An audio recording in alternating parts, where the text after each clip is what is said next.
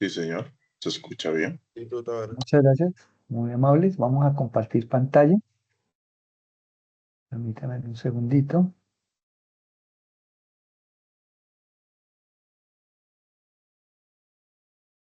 ¿Ya ven mi máquina? Pregunto. Sí, tutor. Perfecto. Entonces, antes de iniciar, vamos a ver una serie de temas muy interesantes. Fundamental en esta web conferencia que pongamos mucha atención. Si hay dudas, para no interrumpir como la ruta del conocimiento del día de hoy, al final del ejercicio, abrimos las respectivas preguntas, de unos momentos de preguntas y soluciones. Si ya tienen cosas muy puntuales, personales del tema de la académicos, me contactan por Teams. Recuerden que mi horario está en el campo, yo estoy en las mañanas, atiendo preguntas por Teams, me contactan directamente. O los viernes estoy aquí en Bogotá, los que están en Bogotá, obviamente, en el HAC, en José Cebreiro Gómez, también estoy haciendo atención a estudiantes en temas académicos y demás, pero en horas de la mañana. Es importante este proceso. Muy bien, vamos a iniciar con nuestra actividad para esta tarea.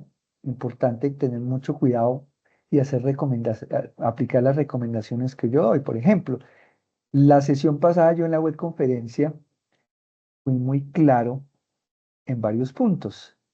Entonces, sin embargo, muchos no las tuvieron en cuenta. Entonces, ¿eso qué quiere decir? Que de pronto ven parte de la web conferencia y no la ven como debe ser, entonces quedan lineamientos que no hacen caso. ¿Y qué pasa? Afecta su proceso porque se salen de la guía de la tarea. Si la guía dice hacer punto A, B y C y hacen otro punto, pues ahí estamos ya cometiendo un error porque estamos haciendo cosas que a nuestro criterio creo que está bien y no está bien. Primero que todo, perdón, vamos a mirar la agenda de nuestra actividad. Nuestra actividad de la tarea 3 arrancó el 30 de septiembre y va hasta el 27 de octubre. Tenemos 23 días exactamente, o sea, es un buen tiempo. Es una tarea muy interesante y como les decía en la web conferencia 2, cuando vimos a la parte de algorítmica y el manejo de las herramientas PSI, la importancia de esta primera tarea, porque el mercado laboral está pidiendo estos temas y eso es importante que lo tengamos. Entonces, si ustedes se colocan en un nivel no solamente a lo que yo explique como director o como su tutor. Entonces, en este momento es fundamental que tengan mucha claridad hacia dónde orientamos estos componentes. Hay un componente práctico fundamental en esta tarea como competencia fundamental la implementación de soluciones algorítmicas en un lenguaje, en este caso Python, utilizando estructuras de datos, control de flujo para desarrollar aplicaciones que resuelvan problemas reales, que vamos a demostrar un dominio de las sintaxis, las librerías, los estándares propios del lenguaje, instalar, en este caso, todo el entorno de desarrollo, vamos a aplicar vamos a mirar cómo se instala, se configura.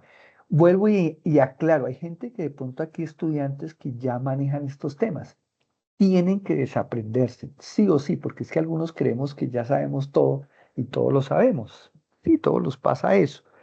Pero no, tranquilos, van a haber un sesgo importante porque yo tengo que hacerlo muy claro para estudiantes que hasta ahora están aprendiendo. Entonces es fundamental que tengamos esa claridad.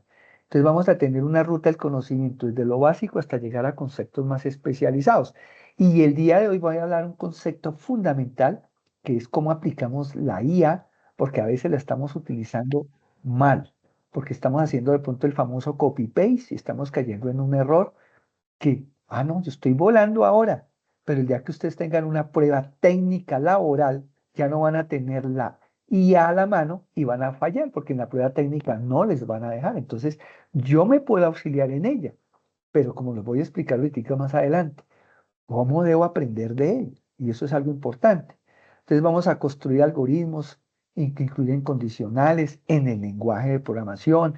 Más adelante en la siguiente web conferencia vamos a ver ciclos repetitivos.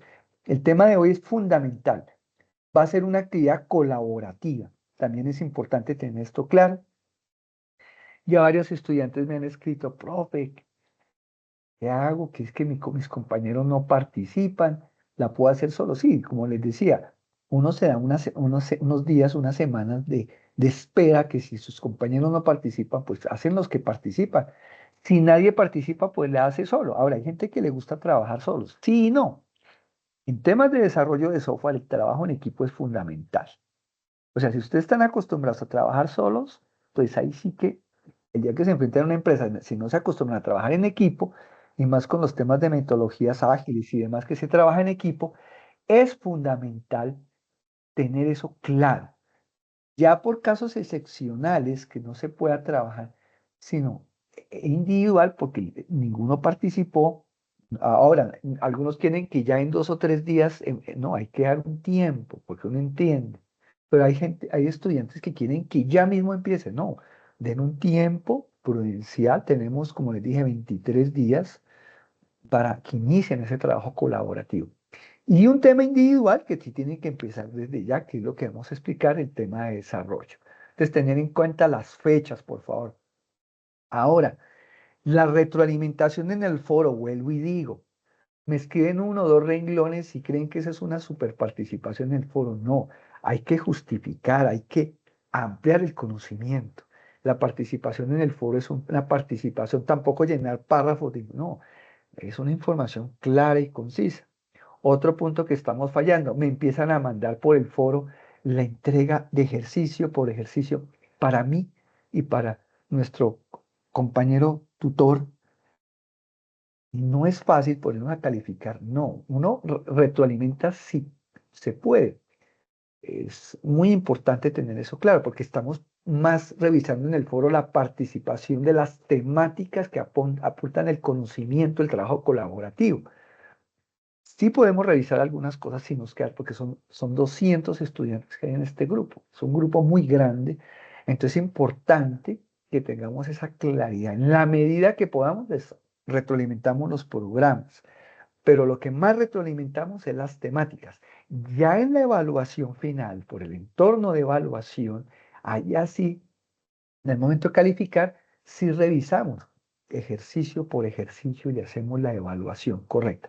Quiero que quede eso muy claro para todos, porque me llenan, no participan en el foro y me llenan de ejercicio por ejercicio. No, traten de consolidar todos los ejercicios en un archivo y revisamos los que podamos, porque es muy difícil. Yo no puedo revisar los ejercicios en el ingeniero, tampoco los puede revisar en el mismo momento todos, no se puede. Solamente en el momento final por el entorno de evaluación. Quería hacer como ese paréntesis aquí en la web conferencia para que podamos fluir rápidamente dentro de nuestro desarrollo de nuestras actividades y así para la tarea 3, la tarea 4 y la tarea 5. Muy bien. Entonces, en ese orden de ideas vamos a mirar en qué consiste la tarea. Nos vamos por el entorno intermedio, vamos a mirar la guía de aprendizaje. Fundamental tener en cuenta que esto tiene un anexo. Aquí está lo que esta actividad va a valer 125 puntos. Fundamental que lo tengan en cuenta. Es implementar soluciones algorítmicas en el lenguaje seleccionado, en nuestro caso el lenguaje Python, utilizando estructuras de control, flujo de desarrollo de aplicaciones que resuelvan problemas reales, demostrando un dominio de la sintaxis y la librería estándar propias del lenguaje. Fundamental. Como les dije, sé que aquí hay gente que sabe, tienen que desaprenderse, porque de pronto dicen, no, es que esto es muy elemental. Vuelvo y les digo, como pasó en la web conferencia 2, estamos aprendiendo, no todos saben. Yo estoy asumiendo que todos no saben. Entonces no podemos exigir que manejemos un nivel, sino vamos, como les decía, sistemáticamente especializando, profundizando nuestra temática de esta tarea y en especial del lenguaje de programación utilizado, que es Visual, en este caso Python con el IDE, Visual Studio Code. Entonces, ¿qué vamos a hacer? Vamos a aprender a configurar, a crear la sintaxis respectiva, a utilizar toda la ruta del conocimiento. Ojo con esto, los conceptos que ustedes tienen que aportar en cada una de estas actividades. Tenemos que mirar la instalación de Python, que son las variables y las constantes, los tipos de datos, los operadores y los condicionales. Esto lo hicimos a nivel de algoritmos. Ahora nos vamos a ir metiendo ya en la sintaxis del lenguaje. Entonces, fundamental aquí, como dice el contexto, cada estudiante elige un tema y participa en el foro de la actividad para socializar los componentes, o en este caso lo que comprenda del tema. Ahora vuelvo y aclaro. Si un estudiante hace la actividad solo, no va a decir, no, yo seleccioné la instalación de Python y solamente entrego eso, no. Si lo hace solito, tiene que hacer todos los puntos. Ahora, esto no es un trabajo que diga, no es que tiene que hacer un libro, no. Tiene que fundamentar la instalación, las variables, los tipos de datos, los operadores, las condicionales, en una forma pues bien analítica, detallada y resumida, que comprenda y me evidencie que sí se desarrolló.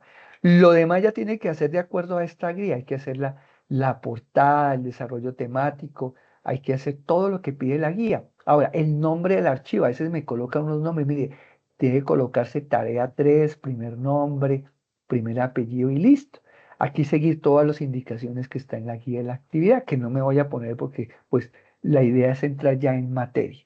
Y ya aquí en el anexo, que es lo importante, el trabajo individual, hay que escoger uno de estos grupos para desarrollar. Entonces, si yo escojo el grupo 2, pues tengo que desarrollar este grupo de desarrollo que tengo que entregar. Y no es entregar un pedacito, no, es todo el grupo que haya seleccionado de ejercicios. Entonces, es fundamental que tengamos eso en cuenta como lo hicimos en la segunda actividad. Muy bien, si tienen dudas, van anotándolas y al final de la web empezamos a resolver inquietudes. Si yo vuelvo y digo, si son ya alguna cosa ya más puntual, pues me contactan por Teams a partir del día lunes en la mañana y con mucho gusto voy resolviendo. Muy bien, voy a compartir la presentación para arrancar el tema. Ahí ven ya mi presentación, pregunto. Sí, señor. tutor, Muy bien, vamos a entrar con el tema de algoritmos, programación para la tercera web conferencia tarea 3, implementando soluciones algorítmicas en el lenguaje Python. En este caso, les acompaña su director, el ingeniero Felipe Hernán Ortiz Rojas, y su tutor, el ingeniero Alexander Torres, pues no se encuentra porque tiene otras actividades, pero está muy pendiente del grupo que tengan seleccionado. Algo importante, hablando del ingeniero Alexander, muchos de ustedes me están escribiendo para temas de índole de tareas académicos. Solamente yo respondo para temas para estudiantes que corresponden a mi grupo. Sin embargo, pues yo también les puedo responder porque cada uno de ustedes tiene un tutor. Yo tengo un grupo de estudiantes, el ingeniero Alexander tiene otro. Entonces, si son del ingeniero Alexander, envíenles correos directamente a él, porque él es su tutor encargado de toda la temática de calificación, de todo. Yo tengo mi grupo, entonces me están escribiendo a mí, yo con mucho gusto pues también les puedo responder, pero cuestiones académicas, él les atiende todos los temas igual que yo con mis grupos. Entonces es importante que hagamos esa claridad. Muy bien, vamos a entrar entonces con la agenda del día de hoy ya en una parte que se abarcó, que fue todo el tema de dar la guía de la tarea como se debe desarrollar de acuerdo a la guía. Vamos a ver la introducción a la programación en Python, las instalaciones y configuración del lenguaje, variables y constantes, tipos de datos, operadores, condicionales y la IA como apoyo al desarrollo. Ojalá con esto ustedes tengan una ruta del conocimiento muy buena. La idea es que ustedes de este curso, en esta tercera actividad, van afianzando un poco más ese conocimiento. Y vamos a mirar la introducción a la programación en Python. Y retomando algunos temas. ¿Qué hace a un lenguaje? Podemos decir que hay un idioma, una máquina, un lenguaje natural. Hay una serie de elementos importantes en el tema de un lenguaje, como el alfabeto, el léxico, la sintaxis y la semántica. A veces cometemos errores de confundir esto. Recordemos el alfabeto, conjunto de símbolos utilizados para formar palabras. Para un determinado idioma, por ejemplo, el alfabeto latino para el inglés. Nosotros tenemos el español, como hablamos el kanji para japonés, etc. Tenemos el léxico, también conocido como un diccionario, un conjunto de palabras que el idioma ofrece, en este caso, a sus usuarios. Entonces, vamos a aprender un léxico y cómo podemos utilizar ese léxico para poder entender lo que estamos haciendo. Hay una sintaxis, o sea, cómo debo escribirlo, conjunto de reglas formales o informales escritas o interpretados intuitivamente.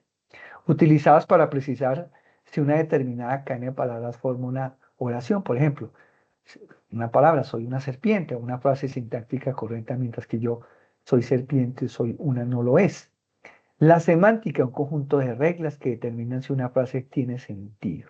Asimismo, en el lenguaje de programación Python tiene que haber un sentido, una sintaxis, un léxico muy claro. Necesitamos nosotros como humanos un lenguaje humano para escribir sus, digamos, escribir sus programas y un lenguaje de computadores, como hicimos con PSIN, con el famoso algorítmico.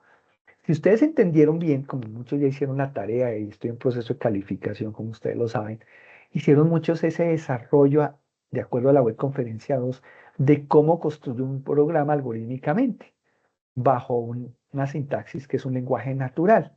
Aquí ya convertimos ese lenguaje natural a un lenguaje ya de programación, en nuestro caso Python.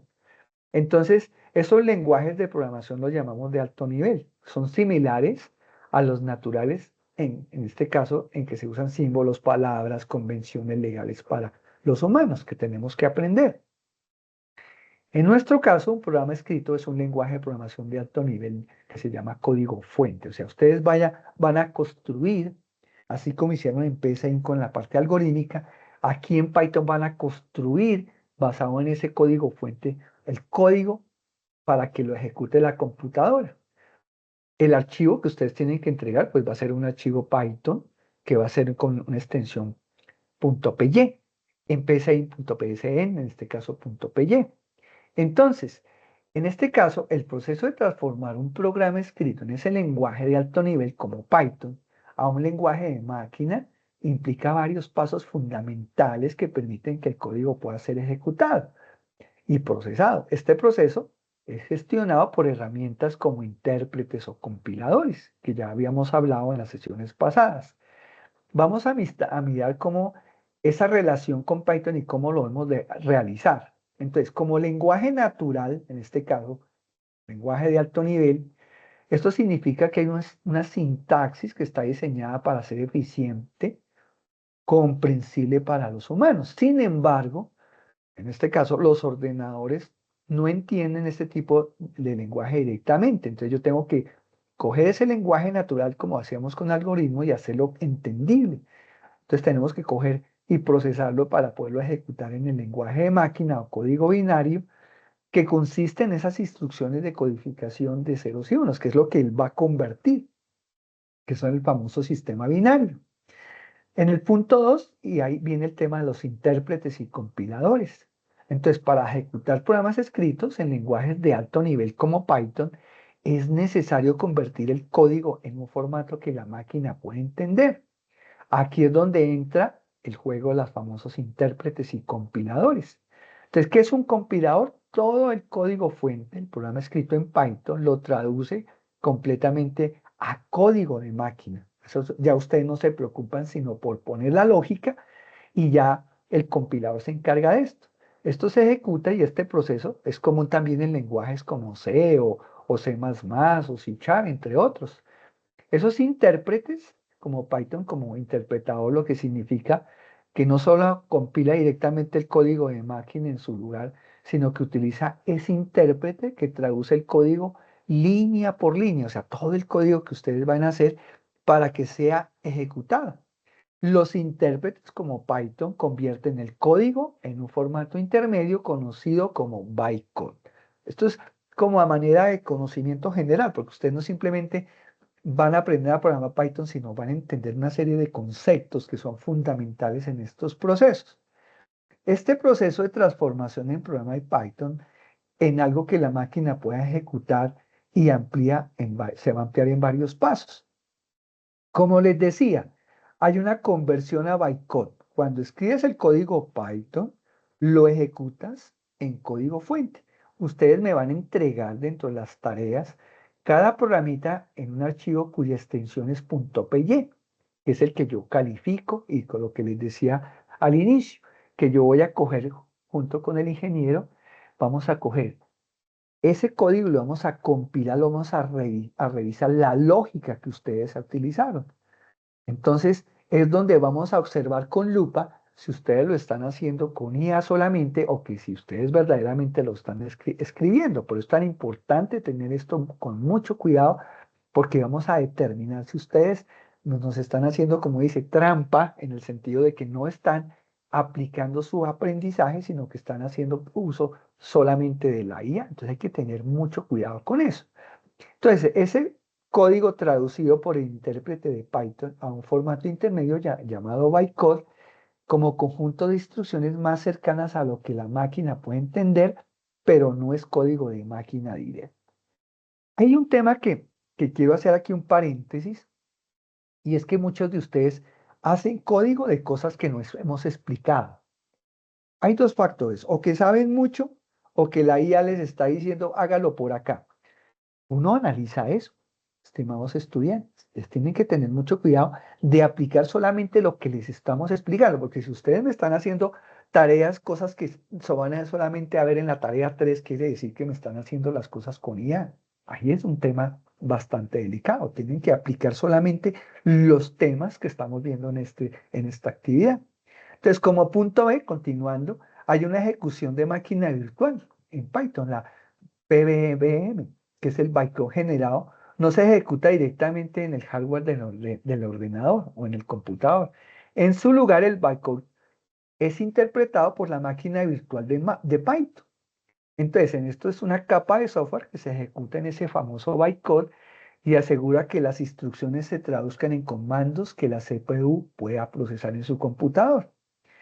El tercer punto, la interacción con el sistema operativo. Todos sabemos que es el sistema operativo, es el software, en este caso Windows o el sistema que ustedes tengan, ya sea de Mac, lo que sea, nos va a permitir esa comunicación entre la máquina, el software, ¿correcto?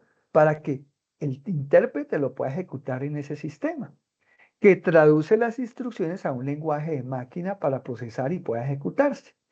Aunque Python como dicen, no se compila directamente en lenguaje de máquina, su flujo se ejecuta e involucra múltiples niveles de traducción hasta que llega a esa etapa.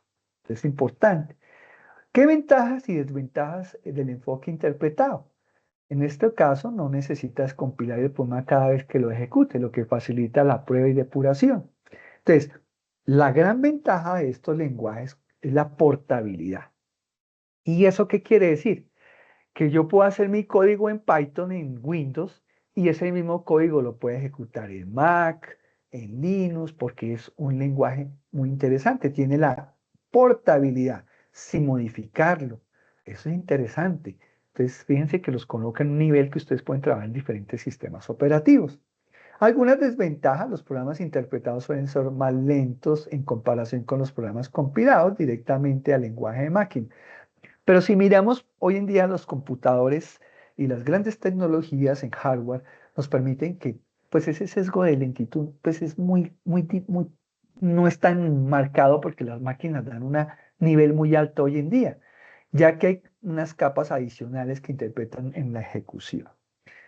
Miremos ya en forma, entrando ya al lenguaje como tal. Python es un lenguaje de programación, como les decía, de alto nivel, interpretado, orientado a objetos. Entonces, este tema de orientación a objetos lo maneja mucho Java, otros lenguajes como C#, etc. Pero Python lo permite manejar. Es un tema muy interesante.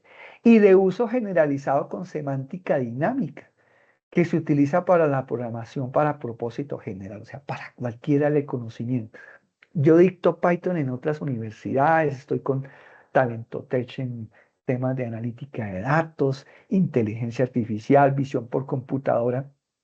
Y hoy en día Python, el que sepa Python, créanme que están llegando a un nivel muy alto en temas laborales, porque están buscando buenos ingenieros con mucho conocimiento Python, IA, analítica de datos. Y ustedes, esta es una buena brecha para empezar a meterse en estos temas. Y aunque puedan que algunos conozcan, como es el contexto, a Python como una gran serpiente, el nombre del lenguaje de programación Python proviene de una vieja serie de comedia a nivel de conocimiento general de la BBC que se llamaba Monty. El nombre Python no tiene su origen de la serpiente, como muchos podrían suponer.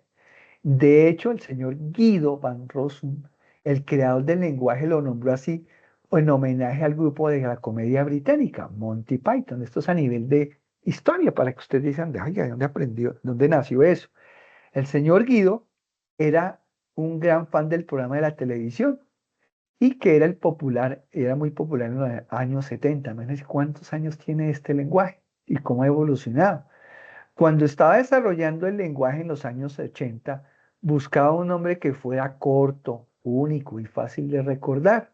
Y entonces Python le pareció perfecto. Así que el nombre del lenguaje refleja el sentido de humor, estilo del programa y no tiene ninguna relación directa con la serpiente, porque a veces creemos que es con la... Ustedes se han dado cuenta que en muchas aparece el símbolo, pero fíjense de dónde nace. ¿Quién creó Python? Como les decía, una de las características de Python es el hecho de que en realidad es el trabajo de una persona. Por lo general, los grandes lenguajes de programación son desarrollados y publicados por grandes compañías que emplean a muchos profesionales. Y debido a a los nombres de derechos de autor, es muy fácil nombrar a cualquier persona que involucre el proyecto. Python es una excepción. No hay muchos idiomas cuyos actores son conocidos por su nombre. Python fue creado, como les decía, por Guido van der Rosen en el año 50, nació en el 56 en Países Bajos. Guido Rosen no desarrolló y evolucionó, digamos, no desarrolló y evolucionó todos los componentes de Python. Eso fue evolucionando, pero fue el precursor. ¿Cuáles son los objetivos de Python? En el año 99, Guido definió sus objetivos para Python, un lenguaje fácil e intuitivo, que es lo que nos gusta. Mire, yo les quiero comentar haciendo aquí un paréntesis. Yo trabajaba, imagínense, ustedes van a decir, en los años 80 yo fui primero técnico del Colegio Superior de Telecomunicaciones y empezamos con COBOL 85. No existía Windows, existía DOS, existía Unix como sistema antes de Linux y nos tocaba hacer hojadas de código. Hoy en día, con 5 líneas de código, yo puedo hacer código que hacía en COBOL en muchas horas de programación. Ustedes están en una época muy interesante con el tema de la IA y cómo ha evolucionado esto, y tienen que aprovecharla. Ese código abierto para cualquiera pueda contribuir a su desarrollo, es comprensible, adecuado para tareas cotidianas, permitiendo tiempos de desarrollo muy cortos, y esto es importante. Muy bien, continuando con nuestra web conferencia, vamos a mirar la instalación. Muchos de ustedes ya la han instalado, otros no. Vamos a mirar cómo se instala, se configura. De pronto dice, profe, yo no he podido instalarlo. Ya les voy a explicar paso a paso. Primero lo voy a mostrar aquí en la presentación y después les voy diciendo qué tienen que hacer para los que tienen duda. Y al final de la web, los que tengan alguna duda puntual, hacemos la pregunta para poder continuar con la web. Entonces, lo primero, hay unas páginas muy interesantes. Recuerden que vamos a trabajar Python sobre Visual Studio Code. Algunos dicen, profe, yo lo puedo trabajar sobre Google Collaborate. Sí, lo pueden utilizar. Pero digamos que nuestro curso lo vamos a orientar sobre un IDE muy importante porque maneja una serie de conceptos fundamentales para manejo productivo, como el manejo de los entornos virtuales y una serie de cosas muy interesantes. Yo quiero dejarlos en un contexto bien importante de cómo construir, instalar Python y hacer una buena brecha de conocimiento. Recuerde que estamos utilizando el Visual Studio Code como IDE de desarrollo. El IDE es esa aplicación que va a interactuar con Python para que podamos trabajar. Aquí tenemos que Python en Visual Studio Code, hay una página muy interesante para que ustedes puedan mirar, instalar y configurar. Visual Studio Code sea IDE de desarrollo que no solamente maneja Python, sino que yo puedo trabajar también en PHP, puedo conectarme con MySQL, puedo conectarme con Oracle, con muchos entornos hasta de backend de bases de datos y hacer desarrollos de SQL desde el mismo Visual Studio Code. Tener como un elemento que abarque todas las instancias en un entorno de desarrollo que es importante para ustedes. Existen muchos, pero como les dije, me parece muy interesante trabajar esto. Hay que descargar el Visual Studio Code. Ahorita les voy a mostrar la página. Es un proceso importante hacerlo. Hay que descargar el Python. entonces hay que, como les decía, hay que seleccionar el lenguaje que vaya a utilizar. En este caso vamos a utilizar Python para Visual Studio Code. En esta página, muchos de ustedes, ahí está, aparece cómo instalar la versión. Yo tengo aquí en la presentación la versión 3.10.7. Ustedes tienen que mirar la última que tengan, no hay problema. Van a descargar su Python haciéndole clic ahí en el botoncito, perdón, coja aquí el puntero. Entonces van a descargarlo de esta página de Python, clicamos a mirarla y le damos Download Python para descargarlo. Una vez descargado, ojo con eso, ustedes le van a decir install. Instalan el Python, instalan Visual Studio Code. Obviamente que para instalar Python tienen que primero haber instalado el Visual Studio Code. Cuando lo estén instalando, que le hacen doble aquí al icono o al programa de aplicación, les va a salir esta interfaz. Recuerden seleccionar aquí estas dos listas de chequeo para que él sepa el path. ¿Eso qué quiere decir? Que cuando yo ejecute Python no vaya a tener problemas en la ejecución de ciertos programas porque no direcciona algo que se llama un tema de la variable de ambiente para que él sepa que Python está disponible dentro de la aplicación de Windows, está disponible y no tenga que configurar una variable de ambiente y él sepa por dónde linkeo la ejecución. Entonces hay que tener mucho cuidado, como dice acá, de seleccionar el Python, el path para que se ejecute. Aquí en estos dos checklists que estamos mirando. Aquí le acepta los términos cuando instalemos Python. Una vez esté instalado, le decimos siguiente. Después, como les dije, una vez instalado el Visual Studio Code para Python, hay que hacer una serie de procesos. ¿Y qué son esos procesos? Resulta que hay algo que hay que configurar en Visual Studio Code que Python va a funcionar acá. En esta interfase que ustedes estoy marcando acá, aparece estos cuatro cuadritos que es las extensiones o informarle a Python a Visual Studio Code qué voy a usar. Yo puedo decir que voy a utilizar, por ejemplo, el PHP, la extensión de PHP. Esas extensiones, como decirle a Visual Studio Code, qué librerías voy a utilizar para que Visual Studio Code empiece a interactuar con el lenguaje. Entonces yo le hago clic a estos cuatro cuadritos y yo selecciono aquí arriba en la parte superior Python y le digo instalar. Entonces yo instalo lo que diga Python con este símbolo. Cuando ya esté instalado, cuando yo ya he seleccionado aquí punto 1 y he colocado aquí Python como punto 2, yo tengo que decirle instalar. Una vez instalado, hay varias extensiones con este símbolo que le van a decir que instale Python. Hay una que en algunas versiones, como el Extension Pack, si saca un triangulito como con error no la van a instalar, que quiere decir que esa versión no es adecuada y les puede generar problemas. Mientras le diga uninstall, quiere decir que ya está instalado. Ese es el punto 3. Ahí ya tendrían instalado el Python dentro del Visual Studio Code. Esas extensiones son fundamentales que lo hagan. Si ustedes no hacen eso, pues el Visual Studio Code no va a estar informado de que ya tienen Python dentro de su Visual Studio Code para que puedan empezar a trabajar. Entonces, fundamental como tener esa claridad durante el proceso. Muy bien, listo. Vamos a mirar en ese orden de ideas cómo funcionaría esto. Vamos a ir al navegador. Entonces, si yo quiero, voy a decir aquí, vamos a mirar Visual Studio Code. Si yo le digo Visual Studio Code, yo puedo ir aquí a esta página, le hago clic acá y aquí le digo Download y lo descargo. Lo descargo, ustedes deben tener una carpetica donde organicen sus programas, todo lo que ejecuten. Ya es una estructuración ya personal de cada uno de ustedes. Una vez instalado, que es next, siguiente, me voy a la página después de Python. Entonces yo le digo Python Download, por ejemplo. Y aquí le digo descargar. Entonces le digo descargar. Entonces ya aquí en esta página, aquí tengo la versión, le digo que es la versión 3.3 y yo le digo descargar, la instalo como les dije, no lo voy a instalar porque puedo dañar ya mi instalación. Cuando ya tengo instalado el Python y el Visual Studio Code, yo ingreso dentro de la interfaz de Visual Studio Code como la vemos acá Y aquí al lado izquierdo vemos lo que dice extensiones. Yo le hago clic aquí, yo escribo Python, aquí arribita, y en ese momento me activa ya el Python. Entonces yo le hago clic acá y le digo instala. Aquí yo ya la tengo instalado porque me dice que está un install para desinstalarla y no lo voy a hacer.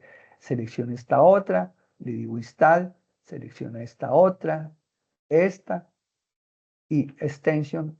Aquí la extensión no la voy a instalar porque de pronto me saca error. Con que instale las otras es suficiente. Y listo. Si yo ya tengo eso, tengo todo listo para empezar a trabajar mi programa. Importantísimo, algunas recomendaciones que les voy a dar para que ustedes se estructuren. Yo acostumbro, y en todas las webconferencias, durante he estado dictando esta materia más de, no sé, ya llevo en este curso de algoritmos más o menos 6 periodos.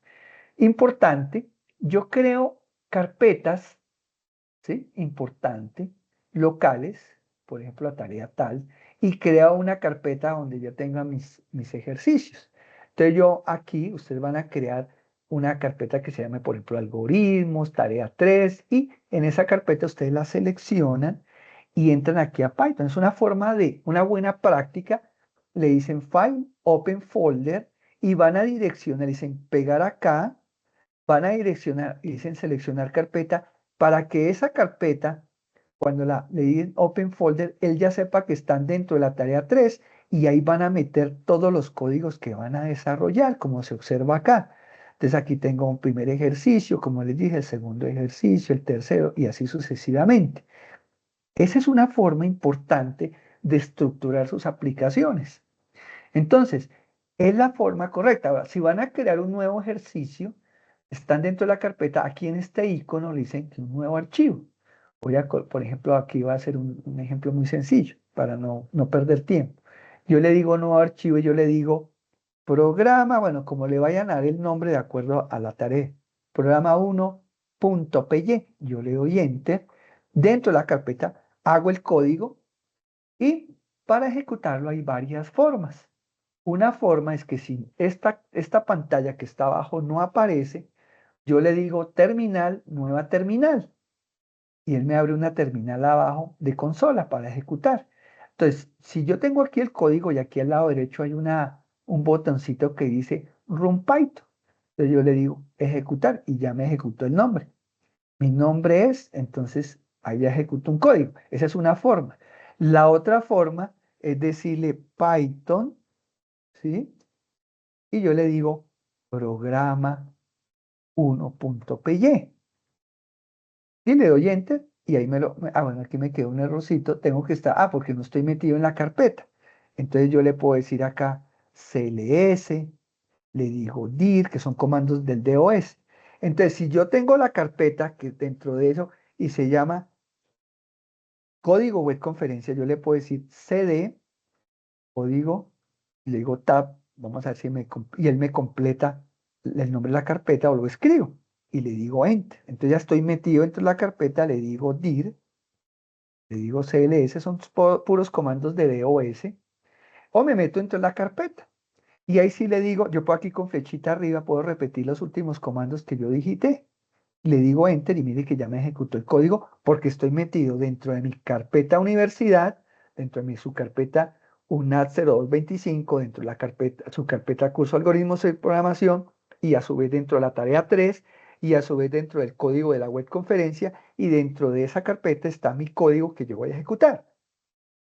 Ahora bien, si no quiero hacer eso, pues simplemente meto la carpeta y aquí arriba ejecuto el código en la parte superior, la flechita, y ejecuta el código y también me lo ejecuta. Ya cada cual tiene las dos formas. También puedo ejecutarlo parándome aquí al lado derecho y decirle run, aquí, run Python terminal. Hay muchas formas de ejecutarlo, pero las dos formas más viables es esta o esta.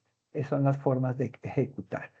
Eso es importante. Hay muchos más elementos, pero no se trata de aprender a programar totalmente, trabajar sobre el Visual Studio Code, sino ir a lo puntual.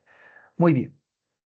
Como les dije, si tienen preguntas, al final con mucho gusto. Vamos a continuar con la temática del día de hoy. Ya vimos todo el entorno de instalación, funcionamiento. Vamos a mirar ejercicios muy sencillos que al final los vamos a ejecutar.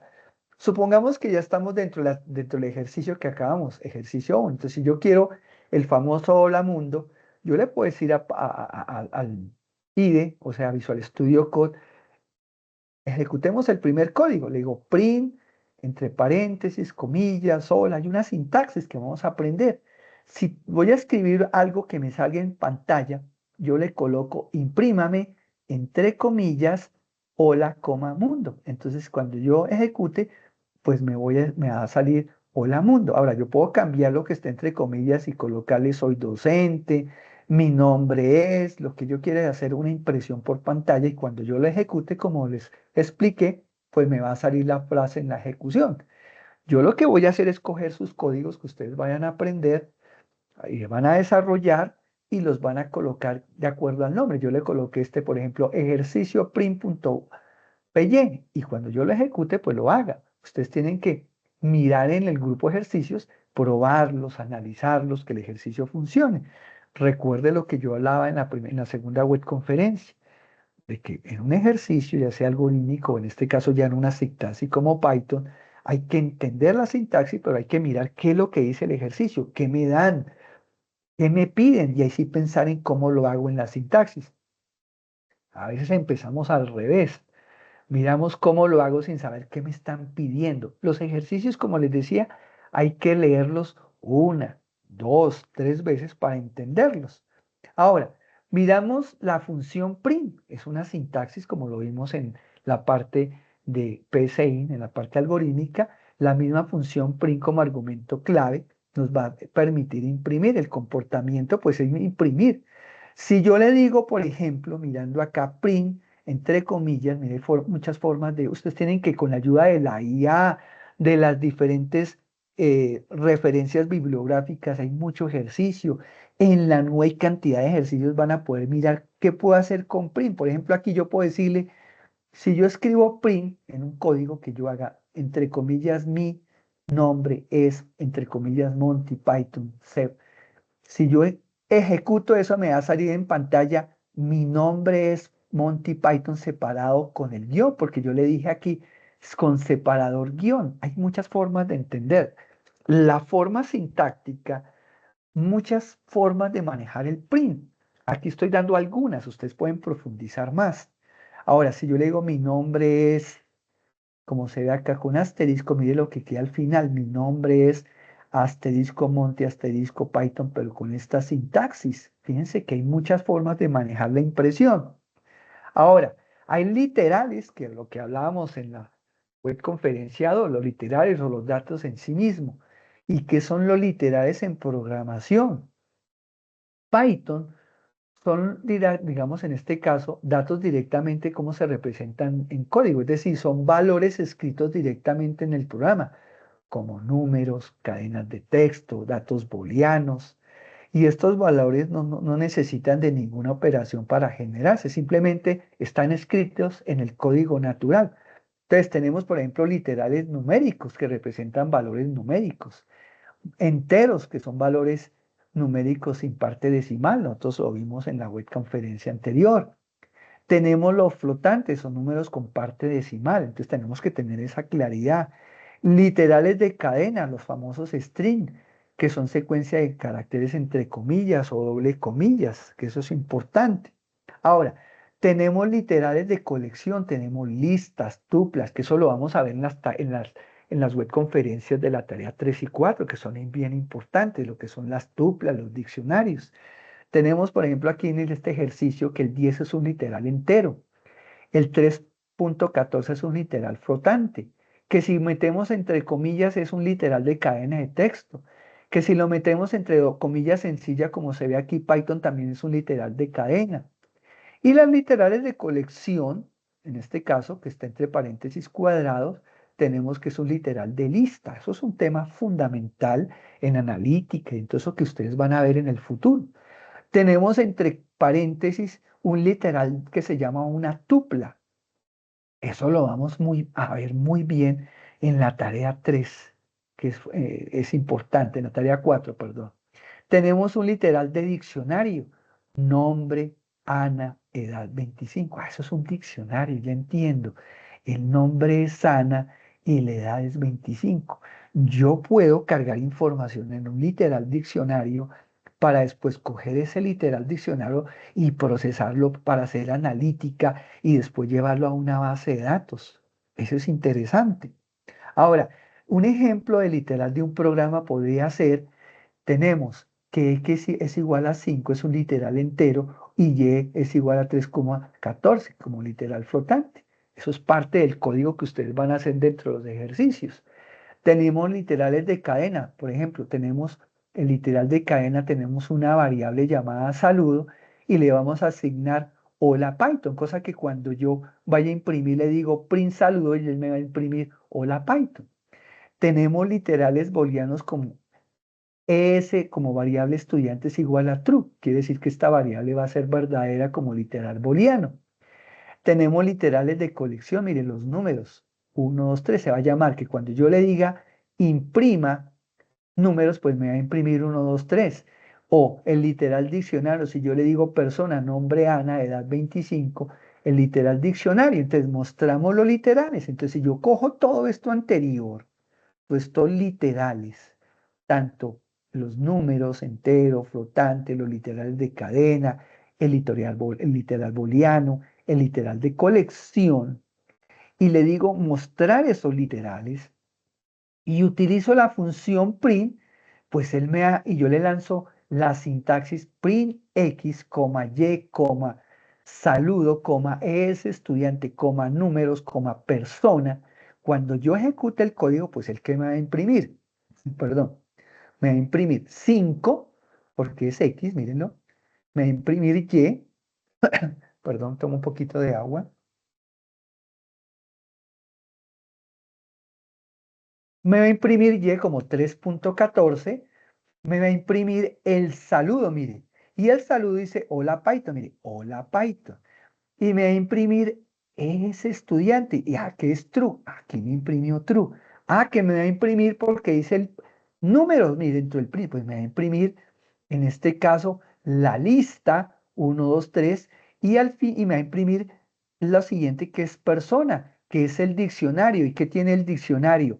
Nombre, Ana, edad 25. Qué bueno. Ya estoy entendiendo que esto es muy parecido al PSIN, pero ya estoy utilizando una sintaxis de un lenguaje donde Python me va a permitir manejar literales y datos en este ámbito, y en temas de programación se llaman, que algunos utilizamos, que es datos quemados, o sea, ya le estoy asignando valores. No son datos capturados como lo vamos a ver más adelante, que me dice el sistema, oiga, deme la edad, deme el saludo. Entonces, para que yo después los pueda imprimir. Hasta ahora estamos manejando unos literales, que son unos datos, como lo decimos en el algoritmo de los programadores, los estamos quemando directamente desde el código para después imprimirlos. Esto es fundamental. No se puede elegir un valor correcto sin algo de conocimiento adicional. O sea, tenemos que tener mucho cuidado con esto. Por ejemplo, si yo le digo print entre comillas 2 y le digo print 2 no es lo mismo. Porque si yo veo, aunque se ve aquí que es un 2, el hecho de que esté entre comillas es como si estuviera manejándose el dato numérico como un texto. Si yo voy a hacer una operación con este número, no es lo mismo que con este, porque este sí está manejándose como un número 2. Entonces tenemos que tener mucho cuidado. O sea, lo que es una cadena, que ya sabemos que está entre comillas, y lo que es un número entero. Entonces tenemos que tener cuidado con esas observaciones. No es lo mismo, tener cuidado, digamos en este caso, tener una parte decimal. Entonces, son números que tienen o pueden tener una parte fraccionaria después del punto decimal. Entonces, cuando se usan términos como 2,5 o menos 0,4, pensemos en números que la computadora debe tener como tener en ese tema puntos flotantes, 2,5 menos 0,4. Tenemos que tener pues consideraciones que son datos con tipo flotante.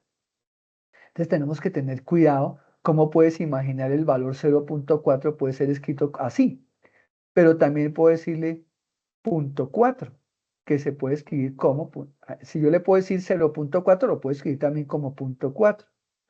O por ejemplo, el valor de 4,0 puede ser escrito como 4 puntos.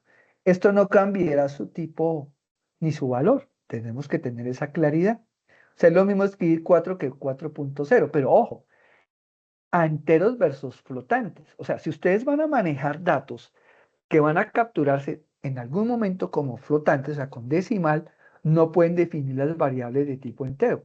Acostúmbrense a manejarlo de tipo flotante, de tipo float, porque en algún momento, si tienen un valor definido, una variable, perdón, de tipo entero y le hacen una operación flotante, les puede sacar error. Entonces, manéjenlo siempre como float.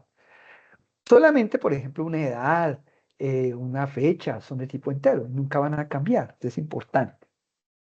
Aquí tenemos otros ejemplos. Cuando hablamos de tipos muy grandes, hablamos de exponente, por ejemplo, un número muy grande como este valor, ¿sí? Es directamente, yo lo puedo expresar como 3e a la 8.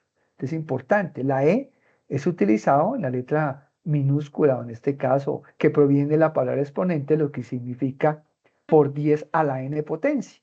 El exponente, el valor después de la e debe ser un número entero. La base es el valor antes de la e y puede o no ser un valor entero. Importante.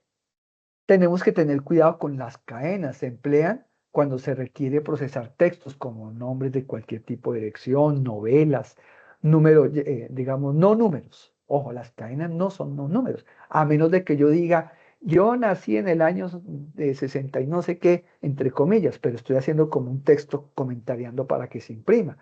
Pero si yo voy a hacer operaciones matemáticas, ya no utilizaría cadenas. ¿Correcto? Importante. Todos los literales, yo le puedo decir, por ejemplo, cuál sería el resultado si yo le digo true mayor que falso o true menor que falso, porque estoy utilizando ciertos valores booleanos. Entonces hay que tener cuidado con ese tipo de expresiones, con los conectores relacionales y demás que ustedes trabajaron también en la primera parte. Entonces, si yo le digo en la primera true mayor que falso y en la segunda true menor que falso, en la primera pues me va a dar true y en la segunda me va a dar falso. Entonces, tener mucho cuidado con estos elementos dentro de las pruebas lógicas que uno en valores booleanos. Ahora, los operadores básicos. ¿Qué son estos los operadores básicos? Los operadores aritméticos que se usan para realizar operaciones. Importante. Como ustedes saben, el de la suma, pues sigue siendo el operador suma. Por ejemplo, si yo le digo 5 más 3, pues va a ser igual a 8 entre el programa. O aquí puede haber una variable, a más b, o una variable muy mnemónica, como lo expliqué en la primera y segunda web conferencia. Número 1, o el sueldo más la retención, no sé. Ustedes ya definen las variables. Aquí el resultado va a ser 8. O una operación de resta, 5 menos 3, el resultado va a ser 2. O el de multiplicación, ¿sí? O el de la división. O el de división entera, mire el símbolo cómo debe hacerse. O el del módulo. O el del exponente, importante. ¿Cuál va a ser la salida? Aquí tengo valores realmente digitados, pero podrían ser variables que ustedes pueden utilizar durante el proceso y al mandar la impresión el resultado, pues dar una salida. Por ejemplo, si yo le digo print 2 más 2, la salida pues va a ser 4. Pero aquí podría haber una variable y aquí podría haber otra, como hicimos en PCN. Aquí ya lo estamos haciendo, lo vamos a hacer desde Python. Importante. Entonces ya mirando desde un contexto más de programación, si yo quiero un programita que me haga las 4 operaciones matemáticas más la división más el módulo, si yo quiero, yo puedo definir una variable llamada a igual a 10 igual y b igual a 3. Aquí están quemados, no los estoy pidiendo por pantalla a un usuario, sino que están quemados directamente en el código. Yo le digo, a es igual a 10, b es igual a 3. ¿Qué hago con estos dos valores? Yo los puedo sumar, restar, dividir y hacer el módulo. Entonces, si yo le digo al código, en Python le digo, suma es igual a más b, entonces él va a sumar estos dos. La resta, 10 menos 3, él ya va a hacer la asignación de los datos en memoria. La división, a dividido b, y el módulo a porcentaje b. Si yo mando una impresión con un formato de la siguiente manera, le digo print f, es un formato, recuerden como les decía, van a haber muchas formas de imprimir, uno les da cierto como ingeniero, uno da ciertas sintaxis, pero ustedes tienen que llevarlas a otros niveles más profundos, analizar, bueno, deme opciones que me da el print para imprimir, esa es donde la IA entra a jugar, deme otras opciones en print para imprimir datos numéricos. Y él dice, mire, hágalo así, así, así. Esa es la forma correcta. No le diga, hágame todo y copy, paste. Ese error es el que vamos a estar con el ingeniero, nuestro tutor compañero, evaluando para que no van a cometer ese error, sino que ustedes se vea que investiga. Entonces, si yo le digo printf, entre comillas, mire tan interesante, yo le digo suma y entre corchetes le digo suma, él está cogiendo esta variable y sabe que aquí va a venir la suma de A más B. Coma, resta para que sea en pantalla y entre corchetes cojo la variable, le digo resta A menos B. La división.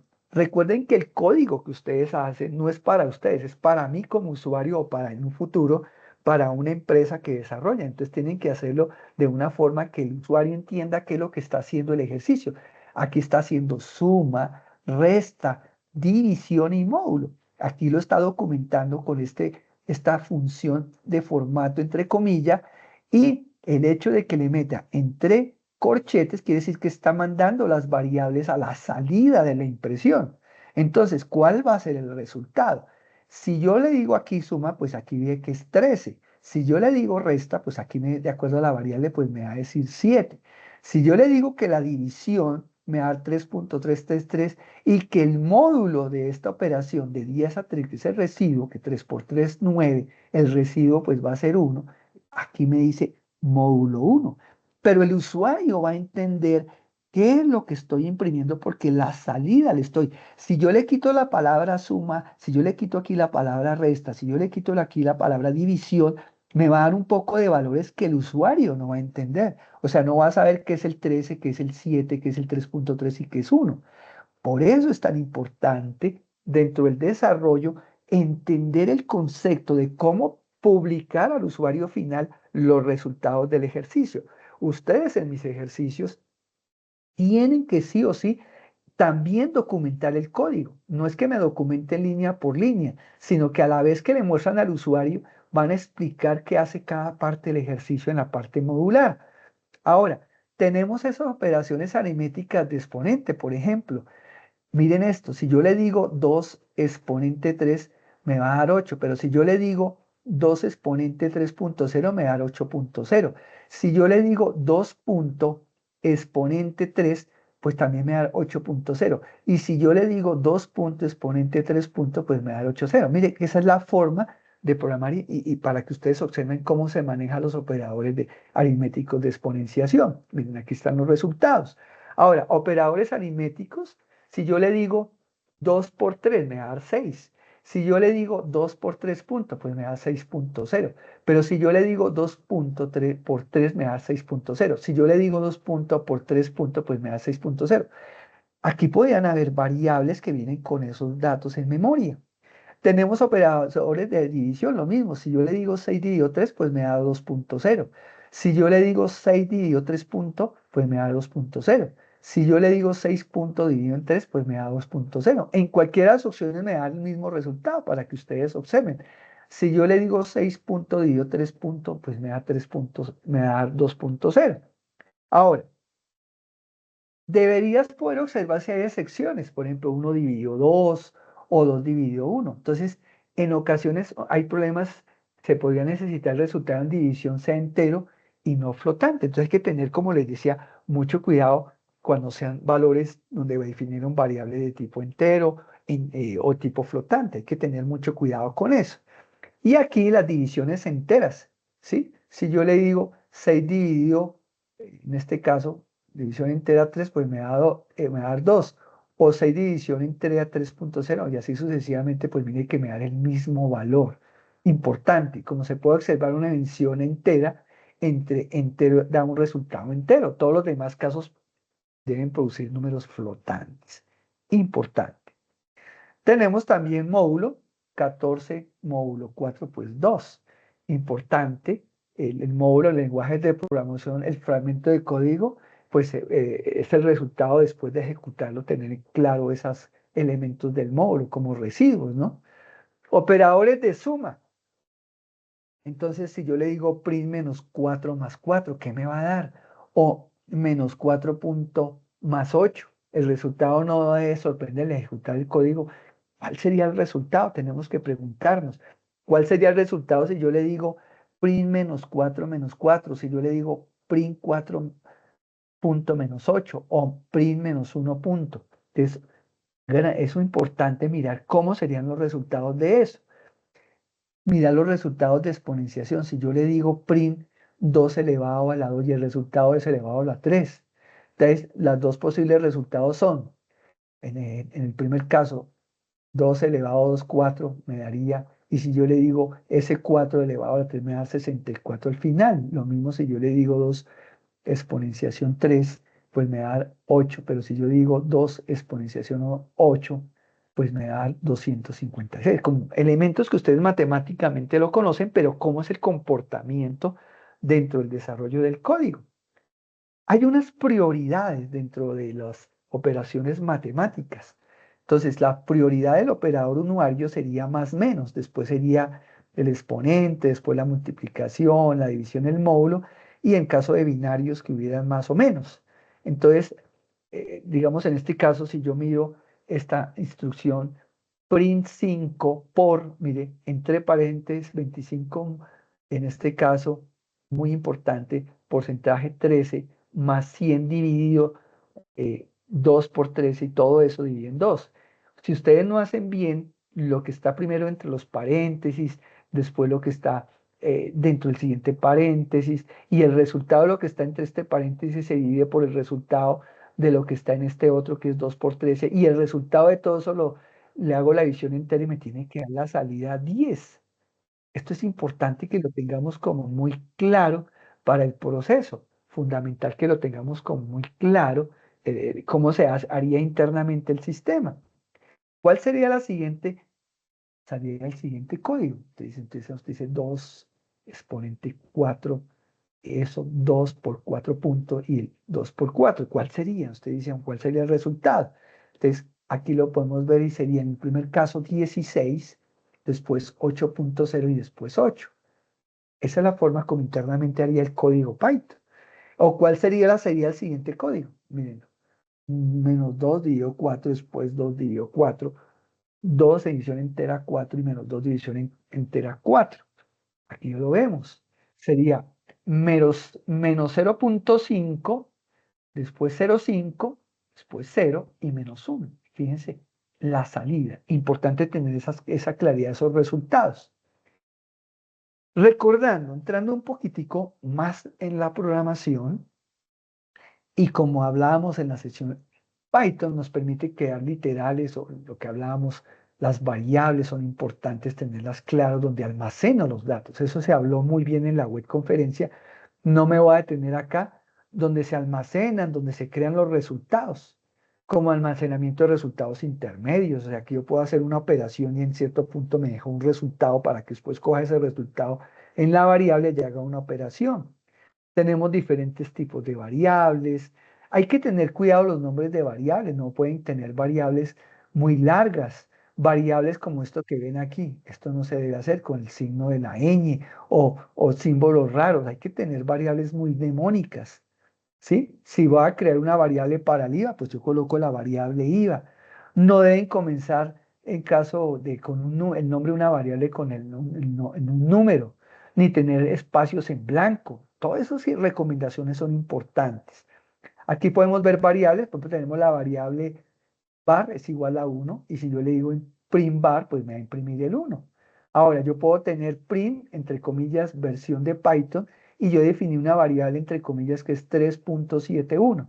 Para la versión de Python le digo, hago una cadena donde le digo versión Python más la variable. Entonces, cuando yo imprima, me va a salir la versión de Python es 3.71 porque tomé la variable más la cadena que aquí alfanumérica y la concatené para que él automáticamente la maneje. Vuelvo y digo, las preguntas, por favor, al final, profe, en tal parte para que podamos continuar. Con mucho gusto las vamos resolviendo porque nos falta harto tema. Entonces, como les dije, si esta variable es igual a 1 y yo le digo imprima la variable, pues me va a salir al imprimir 1. Y si tengo esta variable, le coloco que entre comillas es 3.7.1, entre comillas, le estoy diciendo que esta variable va a valer esto. Y si yo le digo, imprímame, entre comillas, este texto, dos puntos, cierro comillas, más, hago la cadena. Esta variable, pues la salida va a ser versión de Python 3.7.1. Y eso es lo que hace este ejercicio. Asignación de un valor a una variable. Entonces, vengo la variable, yo defino la variable igual a 1. Después le digo, imprímame la variable, pues me va a imprimir 1. Después, en el mismo código, yo le digo, coja esa variable que tenía un valor de 1 y súmele un 1. Pues ya la salida no va a ser 1, sino lo que tenía la variable, que era 1 más 1, pues la salida siguiente no es lo mismo en esta línea de código que acá ya va a ser 2. Entonces, cuando yo imprima el resultado, la primera vez me va a salir 1 porque me imprimiría esta línea. Pero como le dije que me sumara 1, pues me va a salir 2. Entonces va a ser 1 y 2. Ahora, en el siguiente código, si yo le digo que A es igual a 3.0, B es igual a 4.0, y yo le digo la variable C, ¿a qué es igual? Acojo A, que valía 3, lo elevo al cuadrado, más lo que tenía B, que es 4.0, y lo elevo a la 2, y todo este resultado lo elevo a la 0.5, me quedaría el resultado de esta operación, me quedaría en la variable C. Y después le digo, imprímame ese resultado y entre comillas le voy a decir que C es igual, entre comillas, coma, lo que me dio el resultado de C. Y el resultado en ese orden de ideas, mirando al lado derecho, pues va a ser 5.0. Ese es el resultado de esta operación. Es muy interesante ver, igual que en algoritmos, con el PSIN, tenemos datos con variables, manejamos las operadores, diferentes matemáticos, mandamos la salida para obtener un resultado importante. Aquí tenemos otro ejercicio. Tenemos a Carlos de una cadena de tipo string, tenemos la edad, tenemos la altura de Carlos y le decimos una variable booleana que es true. En este caso, mandamos la salida como lo vimos ahorita, nombre, edad, y ya ustedes saben qué es lo que va a dar en Python. Ahora nos vamos a lo que ustedes están esperando. Listo, profe, pero ya sabemos que podemos tener datos quemados, o sea, le asignamos datos, valores enteros, cadenas de texto. Pero ¿qué pasa en nuestros ejercicios que tenemos que hacer para la entrega? Tenemos que pedir por pantalla los datos de las variables. Entonces entra aquí a jugar la función int. Recuerden algo importante haciéndose haciendo así que un paréntesis. Recuerden que va a haber un zipa. En el zipa, si hay muchos errores que todavía ustedes no entienden de su código, allá en el zipa, en el próximo zipa que nos va a dictar nuestro tutor que tenemos a cargo, él nos va a acompañar con explicaciones, el ingeniero, más detalladas de puntos puntuales. Aquí estoy haciendo como esa gran generalidad, pero en el zipa aprovechemos a resolver dudas puntuales de cómo una variable funciona así, asá, el input cómo opera. Aquí los vamos a mirar de una forma general, detallando ciertos elementos del desarrollo. Entonces, ¿qué es el input? Cuando le hacemos introducir datos. Entonces, ¿por qué? Porque después de que yo introduzca datos, yo puedo introducirlos y mandarlos a imprimir. Entonces, si print no tiene un resultado, utilizar la importancia es que se ingrese un valor llamado por int y el nombre de la función lo dice todo. La función input es capaz de leer datos que fueron introducidos por el usuario y pasar esos datos al programa de ejecución. Entonces, para que me entiendan, miremos este código. Anteriormente yo definí una variable. Var es igual a 1. Asignar 1 a la variable. Yo le decía, print, var es diferente igual a 0. Por ejemplo, después yo le podía decir, mándeme algo, dime algo. O yo le puedo decir a ese algo input. Entonces yo le imprimo para que ese algo yo lo capture. Entonces si yo le digo dime algo, pues cuando yo lo ejecute, pues se me va a salir lo que está en la línea 3, que es dime algo. Entonces cuando él llega a la siguiente línea, él hace algo. Entonces yo le digo hola, ¿correcto? Entonces yo le digo, pues oiga, deme algo para que él me diga en el input, deme una entrada. Entonces yo le escribo aquí cuando yo le ejecute hola y me va a decir hola, ¿en serio? Entonces él ya me responde porque yo le estoy diciendo entrégueme algo. Entonces cuando ustedes hagan los programas, él les va a decir digíteme un número, digíteme un valor, lo que ustedes quieran que el sistema espere para que le digiten ese algo. Importante. Entonces, vamos a mirar. Muy importante que lo tengan como claro esos puntos. Vamos a hacer un ejercicio más sencillito. Yo le digo print algo, al cuadrado, el resultado. En este momento no tenemos nada. Vamos a capturar estos valores, cateto A y cateto B. Fíjense la forma de la sintaxis como yo voy a capturar dos valores para obtener. Entonces, si yo tengo la opción para capturar dos valores, como el cateto A, el cateto B, yo le voy a decir que son valores que no son enteros. Entonces yo lo coloco acá, float, abro paréntesis, input, porque le estoy diciendo que voy a capturar un valor alfanumérico. Input, inserta la longitud del primer cateto, ¿correcto? Float, input, inserte la longitud del segundo cateto. Y usted dice, bueno, aquí en pantalla él me está diciendo que digite para que el usuario sepa, pero ¿dónde va a quedar el dato capturado? En esta variable llamada cateto A y cateto B. ¿Para qué? Para obtener la hipotenusa. Ustedes dirán, matemáticamente, pues todos ustedes son matemáticos porque pasaron por un bachillerato. Y en matemática lo sabemos. El hecho de que yo ya les dije cateto A, estoy capturando lo de la hipotenusa. Pero yo les estoy diciendo, no quemado, sino que me pida por pantalla la entrada del cateto A y el cateto B. Entonces, con estas dos instrucciones estoy diciendo al sistema que me capture dos datos de tipo flotante, que me van a quedar en el cateto A y cateto A. Podría ser el IVA o podría ser la edad. Aclaro, si es la edad, puede ser un entero. Entonces ya esta palabra float no va porque ya la edad se puede capturar como entero. No hay necesidad. Él asume que es un número entero. Entonces es importante. En la mayoría de los casos, sea valores o enteros, es importante que se acostumbren a utilizar el tipo float. Importante. Entonces, cojo el dato capturado del cateto A, el cateto B, y de acuerdo a la formulación le digo, coja el cateto A, elévelo al cuadrado más el cateto B que lo capturé aquí y lo elevo al cuadrado y ojo, todo esto, entre paréntesis, lo elevo al punto 5 y ya tengo la hipotenusa. Esa es la fórmula universal.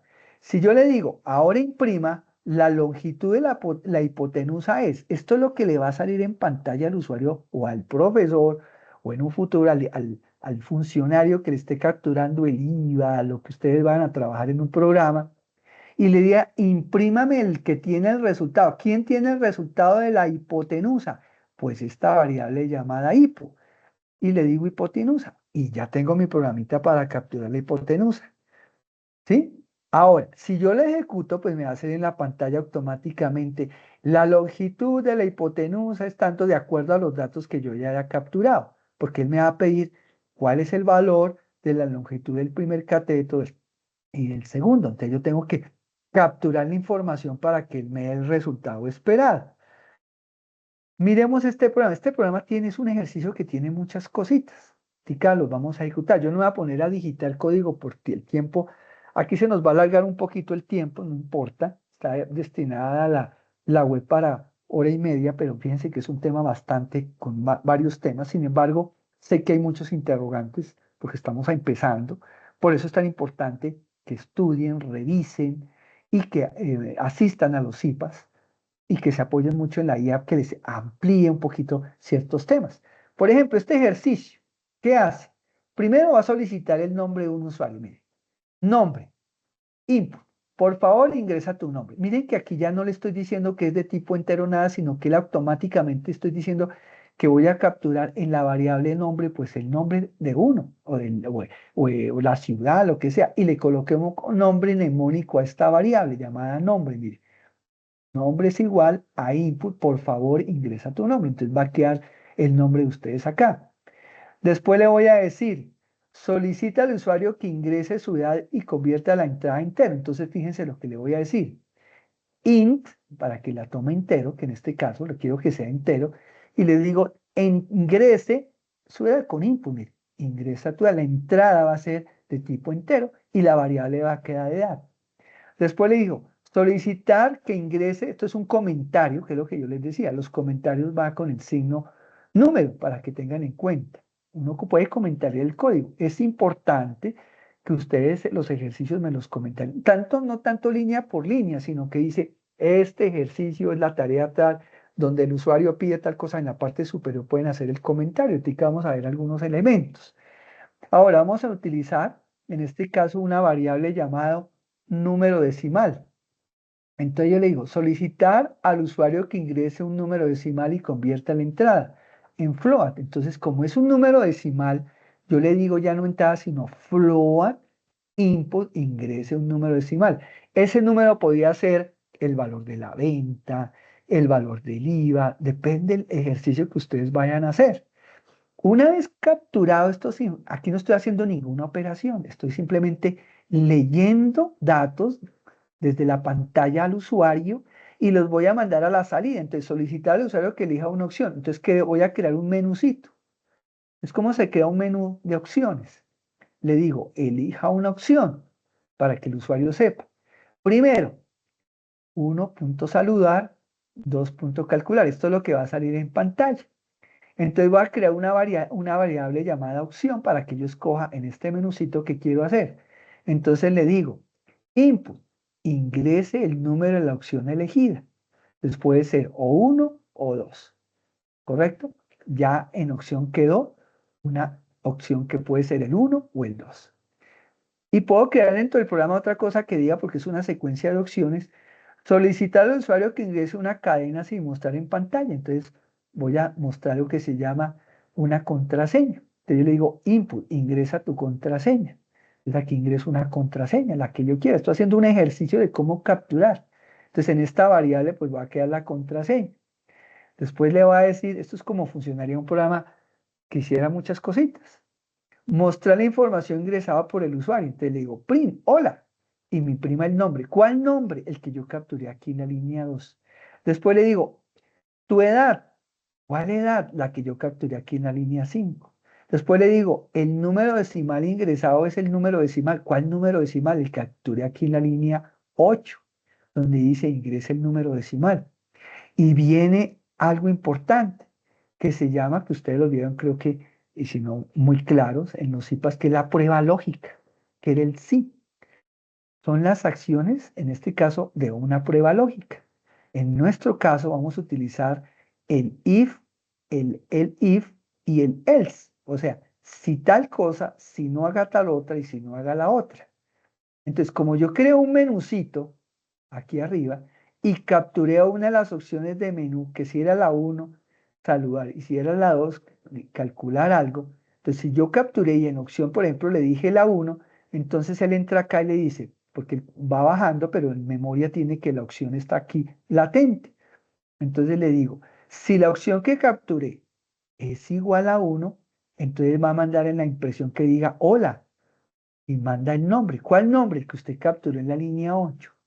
Pero resulta que no capturé el 1, sino cuando ejecuté el código de nuevo, le dije calcular algo. Entonces yo le digo, si la opción es igual a 2, realizar aquí podría haber un cálculo del IVA, de lo que yo quisiera que calculara. Pero no, si no digité ni la 1 ni la 2, entonces ni es esta, el if ni es esta, entonces no va a entrar a ninguna de estas dos opciones en la prueba lógica, sino que se va a ir a la opción no válida. O sea, a mostrar que no seleccionó ni 1 ni 2, sino que estoy asegurando de que el sistema mantenga un orden para la ejecución.